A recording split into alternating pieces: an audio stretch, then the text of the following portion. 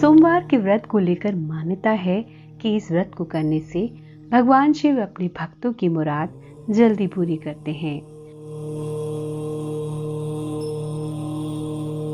सोमवार का दिन भगवान शिव को समर्पित है, इसलिए इस दिन भगवान शिव की पूजा और व्रत करने का महत्व और ज्यादा बढ़ जाता है। यदि आप सोमवार के व्रत करते हैं तो आपको सोमवार की व्रत कथा पढ़ना बेहद जरूरी है, क्योंकि इसके बिना आपका व्रत अधूरा माना जाता है।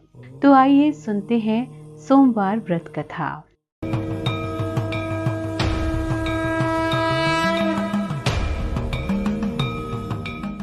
एक समय की बात है, किसी नगर में एक साहूकार रहता था। उसके घर में धन की कोई कमी नहीं थी, लेकिन उसकी कोई संतान नहीं थी। इस कारण वह बहुत दुखी था। संतान प्राप्ति के लिए वह हर सोमवार को व्रत रखता था और पूरी श्रद्धा के साथ शिव मंदिर जाकर भगवान शिव और माता पार्वती जी की पूजा करता था। उसकी भक्ति देखकर एक दिन माँ पार्वती जी प्रसन्न हो गई और भगवान शिव से साहूकार की मनोकामना पूर्ण करने का आग्रह करने लगी। पार्वती जी के आग्रह पर भगवान शिव ने कहा कि हे पार्वती, इस संसार में हर प्राणी को उसके कर्मों का फल मिलता है और जिसके भाग्य में जो हो उसे भोगना ही पड़ता है। लेकिन पार्वती जी ने साहूकार की भक्ति देखकर उसकी मनोकामना पूर्ण करने की इच्छा व्यक्त की। पार्वती जी के आग्रह पर भगवान शिव ने साहूकार को पुत्र प्राप्ति का वरदान तो दिया, लेकिन उन्होंने बताया कि ये बालक 12 वर्ष तक ही जीवित रहेगा। माता पार्वती और भगवान शिव की बातचीत को साहूकार सुन रहा था, इसलिए उसे ना तो इस बात की खुशी थी और ना ही दुख। वह पहले की भांति भगवान शिव की पूजा करता रहा। कुछ समय के बाद साहूकार की पत्नी ने एक पुत्र को जन्म दिया। जब वह बालक 11 वर्ष का हुआ तो उसे पढ़ने के लिए काशी भेज दिया गया। साहूकार ने पुत्र के मामा को बुलाकर उसे बहुत सारा धन देते हुए कहा कि तुम इस बालक को काशी विद्या प्राप्ति के लिए ले जाओ। तुम लोग रास्ते में यज्ञ कराते जाना और ब्राह्मणों को भोजन दक्षिणा देते हुए जाना। दोनों मामा भांजे इसी तरह यज्ञ कराते और ब्राह्मणों को दान दक्षिणा देते काशी नगरी निकल पड़े। इस दौरान रात में एक नगर पड़ा जहाँ नगर के राजा की कन्या का विवाह था, लेकिन जिस राजकुमार से उसका विवाह होने वाला था वह एक आंख से काना था। राजकुमार के पिता ने अपने पुत्र के काना होने की बात को छुपाने के लिए सोचा, क्यों ना उस साहूकार के पुत्र को दूल्हा बनाकर राजकुमारी से विवाह करा दूं।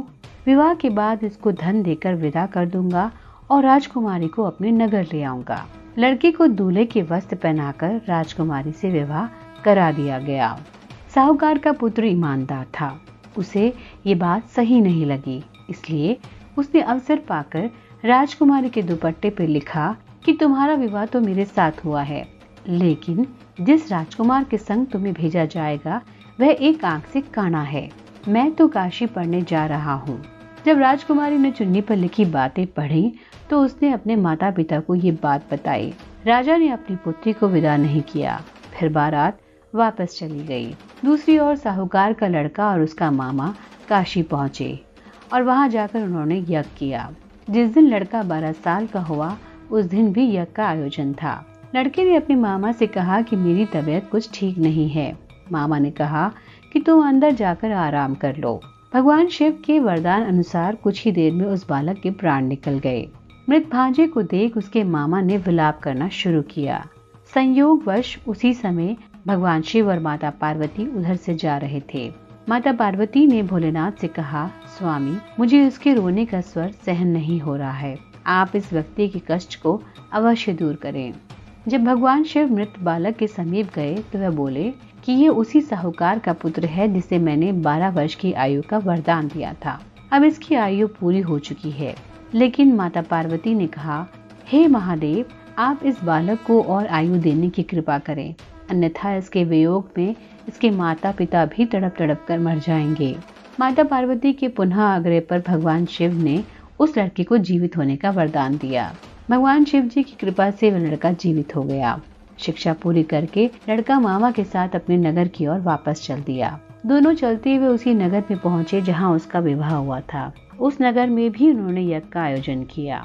उस लड़के के ससुर ने उसे पहचान लिया और महल में ले जाकर उसकी खातिरदारी की और अपनी पुत्री को विदा किया। इधर साहूकार और उसकी पत्नी भूखे प्यासे रहकर बेटे की प्रतीक्षा कर रहे थे।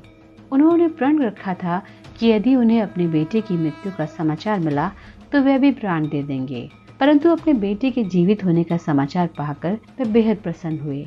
उसी रात भगवान शिव ने साहूकार के स्वप्न में आकर कहा, हे श्रेष्ठी, मैंने तेरे सोमवार के व्रत करने और व्रत कथा सुनने से प्रसन्न होकर तेरे पुत्र को लंबी आयु प्रदान की है। इसी प्रकार जो कोई सोमवार व्रत करता है और कथा सुनता है और पढ़ता है, उसके सभी दुख दूर होते हैं और सभी की मनोकामनाएं पूर्ण होती हैं।